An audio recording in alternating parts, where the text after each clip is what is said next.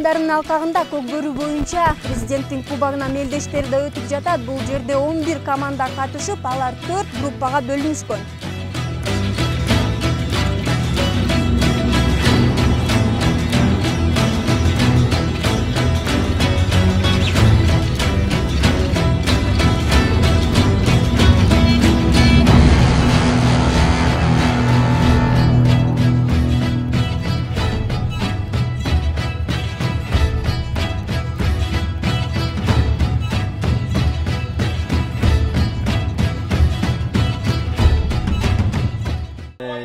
Жылы биринчи жолу президенттин кубогу башталган. Мына быйыл өзүңүздөр билген 2017-жылда өтүп атат.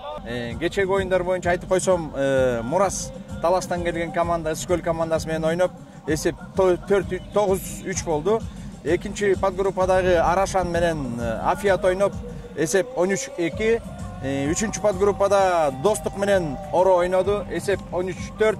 Төртүнчү подгруппада экеле команда болуп калды. Сокулук биримдик, Көкжал эсеп 4-1. Төрт подгруппанын биринчи орун алгандар 29-да полуфинал ойнойт. А, Б менен Б, С менен Д. Анан кийинки полуфиналдан кийинки oyun өзүңүздөр билгендей, биринчи, экинчиге, үчүнчү, төртүнчүгө. Эми биздин бирден бир максатыбыз бул жылдан жылга өтүлүүчү турнир. Кыргыз Республикасында 7 област, 2 шаар жана областтардан келген командалар катышат Көкбөрүгө. Бүгүнкү күнү бул ачык эле айтканда президенттин кубогуна клубный командалар катышып атат.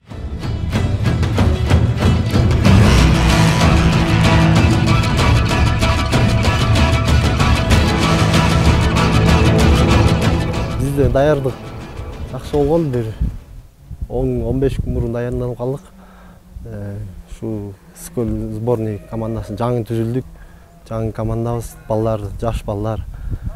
Областтан чогулттук, Ак Суу районунан, Түп районунан,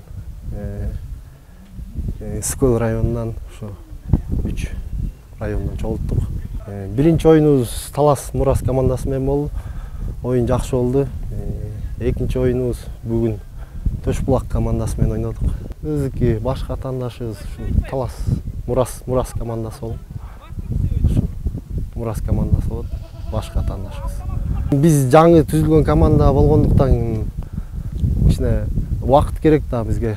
Кудайым буйрса, мындан кийин дагы эмки Нооруз байрамына аракет кылабыз ушу. Финалга ойногон болчу. Ошол. Балдар жаш, жаңы үйрөнүп келатат. Эми балдардын келечеги алдыда. Балдар менен чогуу. Бүгүнкү күн жыйынтыгын айта кетсем, Ысыккөл менен Төшбулак ойноду, эсеп 4-1. Экинчи оюн Датка Афият 4-0. Анан үчүнчү орун Оро Илбирс Кемин.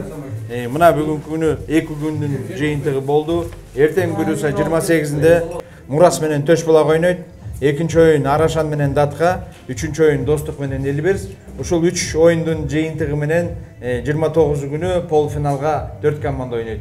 Полуфиналда жеңгендер 1-2-ге, жеңилгендер 3-4-кө ойнойт. Финал болот. Финал бул 31-инде болот. 30 күнү көкбөрүчүлөр эз алат. Атайын аттарды дагы кичине эз алыш керек. Анан бүгүнкү күнү негизинен аба ырайы абдан жакшы, салкын, өтө деле ызык болгон жок. Аттардын бүгүнкү күнү өздөрүн көрсөтүп атат.